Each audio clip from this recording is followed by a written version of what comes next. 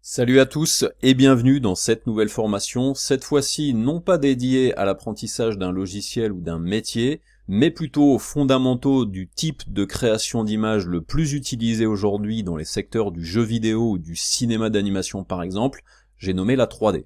Donc dans cette formation nommée les fondamentaux de la 3D, ce que nous allons faire ensemble aujourd'hui, c'est poser les bases de ce type de création d'images pour vous permettre de partir ensuite beaucoup plus facilement dans l'apprentissage d'un workflow spécifique à un des secteurs nommés précédemment ou à l'apprentissage d'un logiciel. Cette formation sera découpée en plusieurs chapitres avec une brève introduction qui vous permettra de comprendre ce qu'est la 3D. Nous ferons ensuite un petit historique de la création d'images assistées par ordinateur. Ça vous permettra d'avoir un tout petit peu de culture sur la création 3D, de connaître un petit peu le nom des gens qui sont à l'origine des fondements de la 3D et qui nous a permis d'arriver où nous en sommes aujourd'hui. Nous parlerons ensuite des grands domaines qui utilisent la 3D comme type de création d'images, sous-entendu les différents secteurs d'industrie qui utilisent la création 3D.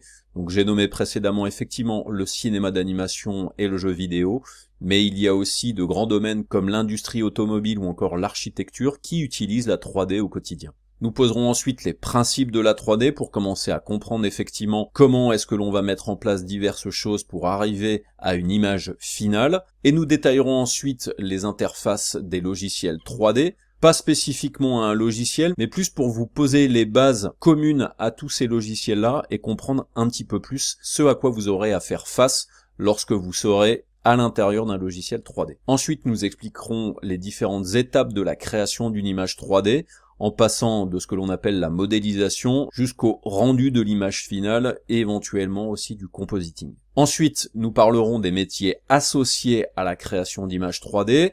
Ça dépendra bien entendu du secteur, mais ça dépendra aussi de la spécialisation d'un infographiste 3D parce qu'il n'est pas forcément généraliste. Il y a des métiers à l'intérieur du métier de l'infographiste 3D. Nous parlerons ensuite des logiciels, que ce soit les logiciels généralistes, mais aussi les logiciels spécifiques à certaines phases de création d'une image 3D, comme des logiciels plutôt spécifiques à de l'animation, à de la simulation ou encore à du rendu. Et nous finirons par un petit topo sur l'impression 3D qui est aujourd'hui un des secteurs qui utilise grandement la création d'images 3D pour en faire ensuite des objets du quotidien. Donc j'espère que cette formation va vous plaire et je vous dis donc à tout de suite.